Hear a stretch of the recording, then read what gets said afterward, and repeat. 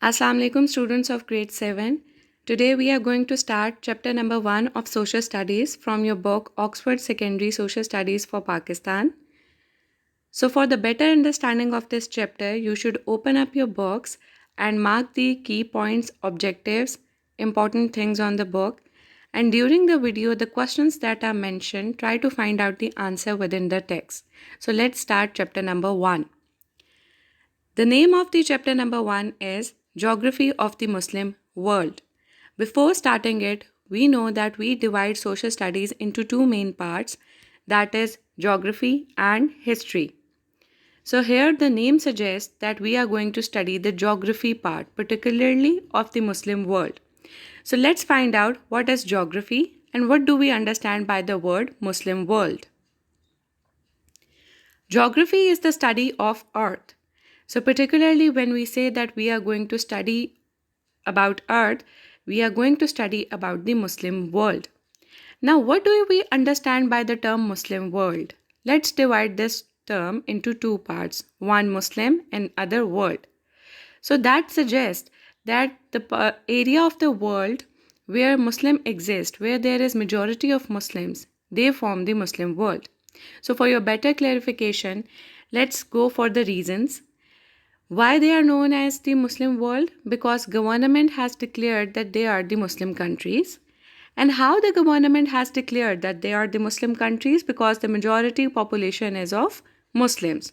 So here I can give you the examples of few of the countries that are Muslim countries because the government has declared them as the Muslim states and the majority here is of Muslims. For example, our own country Pakistan, then Iran, Iraq, Turkey, Saudi Arabia, and many other countries that come into your mind where the majority population is Muslims and they are declared as Muslim countries by the government. Here we are going to discuss about the religions. On the basis of the percentage of the main religions in the total world population, we are going to identify the largest religion, second largest religion here clearly. You can see the 33% of the Christians, the Christianity is the first largest religion in the total world population. Then Islam, 21%, Hinduism 14%, Buddhism 6%, and other religions make the 26% of the total world population. So if someone asks you that which is the largest religion in the world population, so Christianity will be your answer because its percentage is 33. The second largest, Islam, because its percentage is 21, though it is a fastest growing religion as well. Third largest is Hinduism, 14%, and fourth largest is Buddhism, that is 6%. Here is the political map showing the Muslim world. Here you can clearly identify two colors, one is green and one is brown.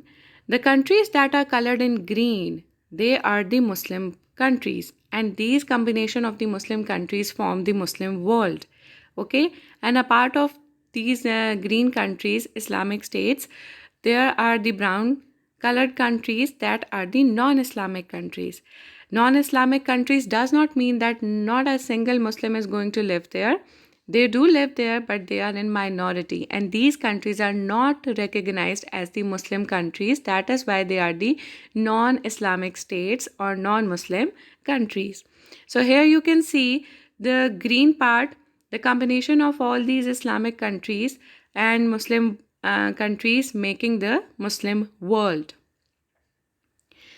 When we have seen the political map, the stretch of the Muslim world is really very important for the objective point of view, because here we are going to support our answer with the help of the figures that the stretch or the extension or the expandation of the Muslim world from east to west and north to south. From east to west it is 15,000 kilometer and from north to south it is 6,000 kilometer. Here the basic question lies is that Islamic countries are spread through within the vast region.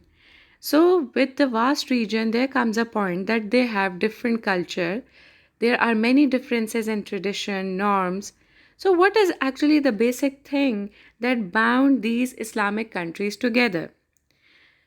So, when I say Islamic countries, the first thing that should come into your mind is Islam. Yes, on the basis of Islam, faith in Islam bound these countries together. We do have a pure faith in our Prophet, Hazrat Muhammad sallallahu alaihi wasallam, and then we have a faith in our holy book, that is Holy Quran. So these are three faiths that particularly bound these Islamic countries together. Before moving to the next topic, let's have a quick recap of the previous topics that we have just learned. So here is the list of the questions for your better understanding and recalling the concepts. Question number 1 is, which is the largest religion in the world? So here you are going to support your answer with the help of that percentage chart.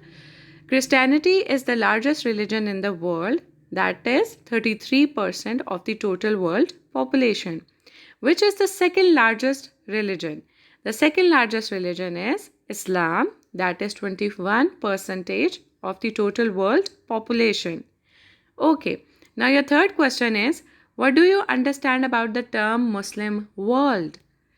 So, Muslim world means that the government has declared that these are the Muslim states because the majority is Muslims.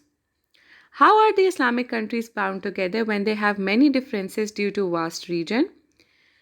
Due to the vast region, still these Islamic countries are bound together because of faith in Islam, faith in our Holy Prophet ﷺ, and faith in Holy Quran. Your last question is, state about the stretch of the Muslim world. So here you are going to support your answer with the help of the figures that I have already told you. The stretch of the Muslim world from east to west is 15,000 kilometers and from north to south is 6,000 kilometers. There is an interesting information shared with you on page number 2. That information says that in total 55 countries there are the Muslim population that are in majority, and percentage wise they are from 50% to 100%. Purely 55 countries whose Muslim population is from more than 50% to 100%. And overall, when we see that in the world Muslims exist on each and every part of the world, either they are in the part of majority or they are the part of minority. So when we say about the minority countries, overall Muslims form 1% to 36% of the population in all other countries. In all other countries mean in all other those states that are non-Islamic states. Physical features. Now here we are just going to discuss about the physical features. What do you understand by the term physical feature? The features. So again, what are physical features? Features on the earth's surface that has been formed by nature. For example, like the features that we have on earth like mountains, deserts, hills, rivers, lakes, plateaus. These are the part of the physical features and they add to the beauty of the nature as well.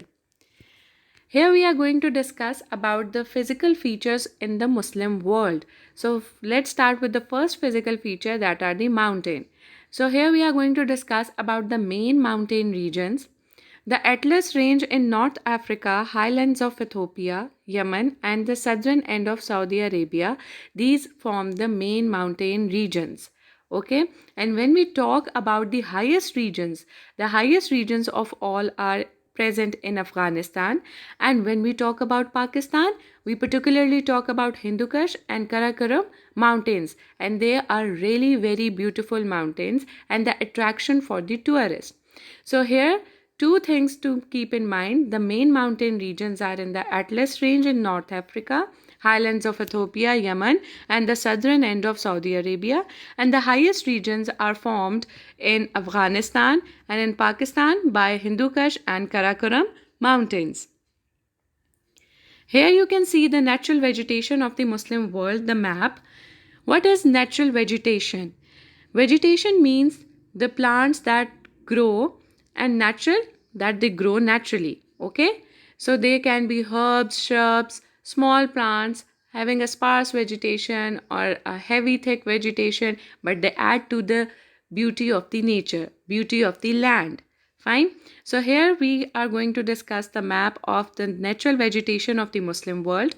On the left side, you can see the classification of natural vegetation. Which things come under the heading of natural vegetation? Your forest, your rainforest, your grasslands, your scrubland, deserts, ice caps, marsh and swamp. These are all the things that come under the category of natural vegetation. So on the left side again, you can see the detail with the help of the color. And on the right side, you can see the Muslim world and how much clearly they are identified with the help of the colors. So we are going to further discuss it in detail. So when I talk about the natural vegetation in the Muslim world, the highest vegetation in the Muslim world are present in Malaysia, Indonesia, and some parts of Africa. And apart from these three places, Muslim world has a very little or low vegetation because more than half of the whole area is desert, and then there are different type of deserts there. For example, some are hot desert. What do we understand by the term hot desert? Hot desert means that the temperature is of course extremely hot there with the sparse vegetation. Sparse means very little vegetation. Some are temperate desert. Temperate desert are found in the temperate region. And what do we understand with that word temperate? That the weather or the temperature there is very much cold. And again with the sparse vegetation. Sparse vegetation means again little vegetation. The common thing between hot desert and temperate desert is that is the speciality of the desert that they receive the minimum amount of the annual rainfall. Some of the area is semi-desert. Now here the word semi means half desert. Why it is half deserts? Let's read the definition. An arid area that has some characteristics of the desert but has greater annual rainfall. Now here semi-desert is how different from the hot desert and temperate desert, because both those deserts receive the minimum amount of the annual rainfall, but semi-desert receive the greater amount of the annual rainfall. Then some of the area is the scrubland, the area that has the rough and tough shrubs, mixed herbs, and consisting of the low herbs. So again, the scrub area is the area with the scrub vegetation, rough vegetation consisting of low shrubs mixed with grasses or herbs. So for your better understanding, here are the pictures. You can betterly understand with the help of these pictures. In the first two pictures, you can see there is hot desert and cold desert. The similarity is that they have a sparse vegetation. You can see a very little vegetation on clear distances, and they receive the minimal amount of the annual rainfall. So on the third picture, you can see the semi-desert. There is good amount of the vegetation because they receive the maximum amount of the or the greater amount of the annual rainfall. Here you can see the scrubland. The scrubland has the rough land, the rough vegetation with shrubs and low grasses mixed with the herbs. Again, here is the list of the questions for your better understanding. Let's recall the previously concepts that we have just learned. Okay, your question number 6 is, what do you understand by the term physical features? So, physical feature mean that the natural physical features that appear on the earth's surface, they are known as the physical features. We have read the examples as well. For example, mountains, deserts, plains, plateaus, hills. These are the examples of the physical features. Your next question is, what are the main mountain ranges in the Muslim world? So, here you are going to discuss about the main mountain range in the Muslim world. The main mountain ranges in the Muslim world are the Atlas Range in North Africa, the highlands of Ethiopia, Yemen, and southern end of Saudi Arabia. And then your next question is, what do you know about the highest regions of the Muslim countries? So here we have clearly identified and studied about the two Muslim countries that have the highest regions. One was Afghanistan and one is Pakistan, and in Pakistan particularly Hindu Kush and Karakoram mountains form the highest region of Pakistan. Okay. unless the Muslim countries which have high vegetation. So we have read about the three main Muslim countries that have the highest vegetation. One was Indonesia, Malaysia, and then some parts of Africa. Your next question is, what type of deserts are found in the Muslim world? Briefly explain them. Okay? Let me repeat the question. What type of deserts are found in the Muslim world? Briefly explain them. So here we have discussed about the three main types of the deserts and then one land, that is scrubland. Okay.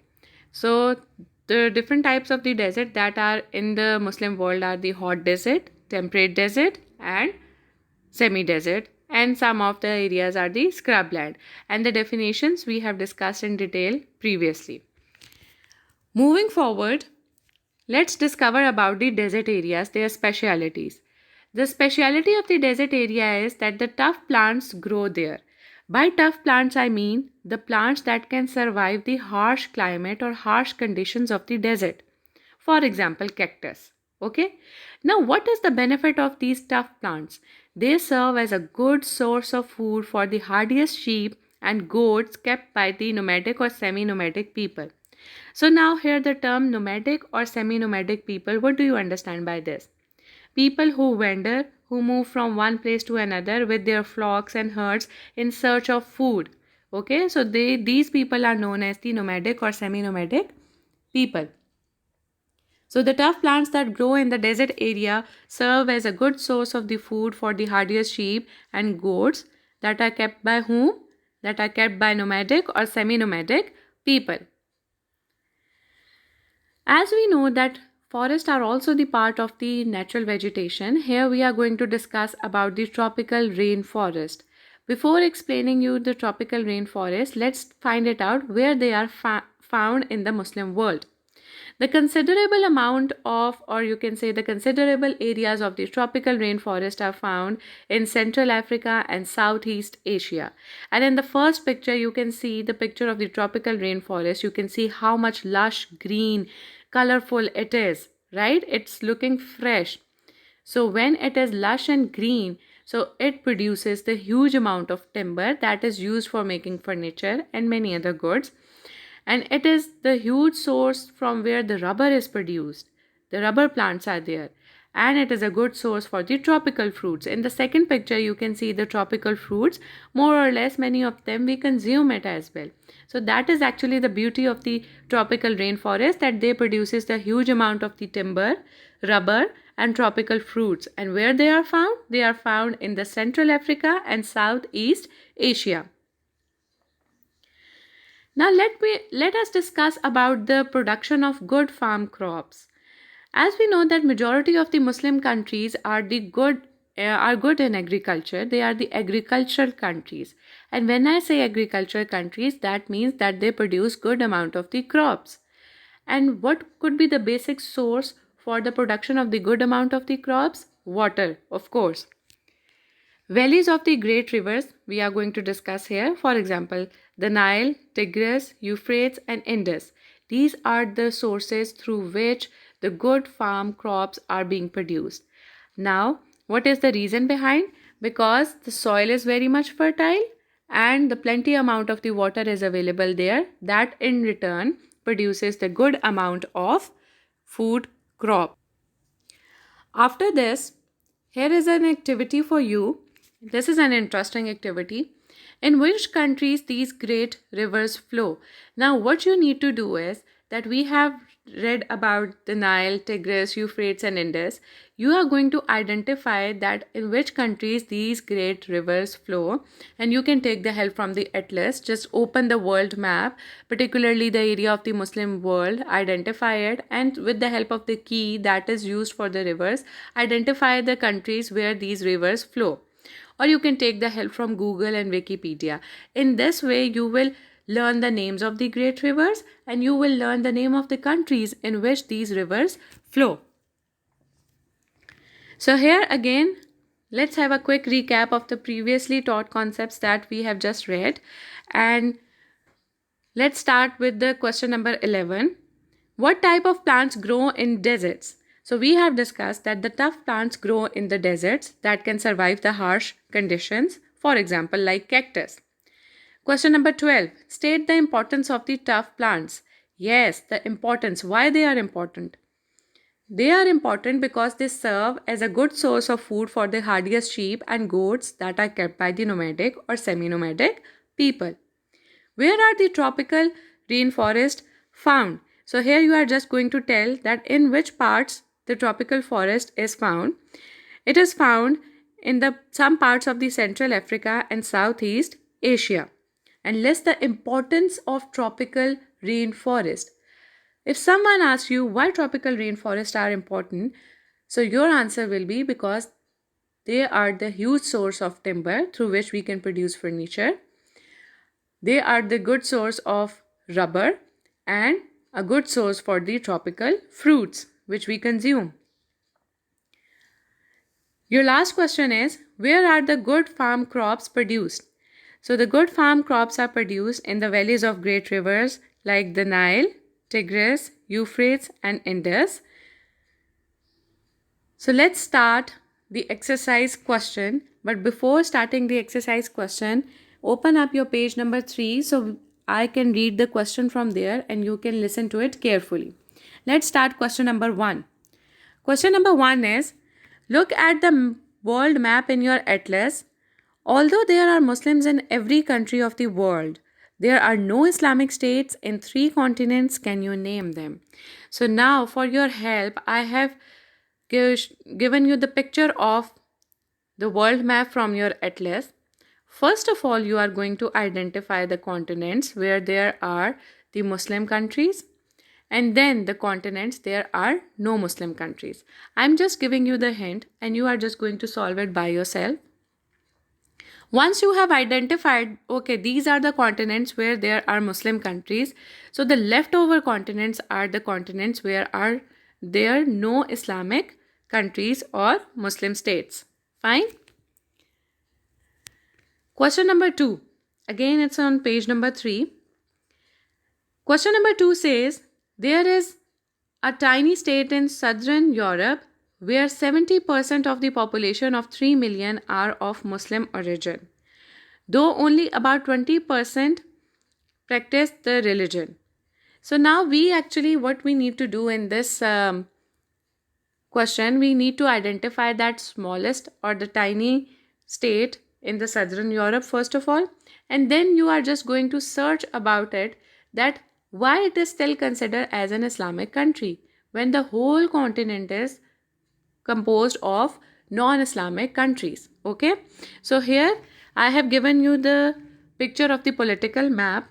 You can see the blue arrow here. I have identified that the tiny state is Albania. Now, what you are going to do, that you are going to search a little bit details of this state, and you are going to search particularly that why this state is considered as the Islamic state. Okay? Moving on towards the third question.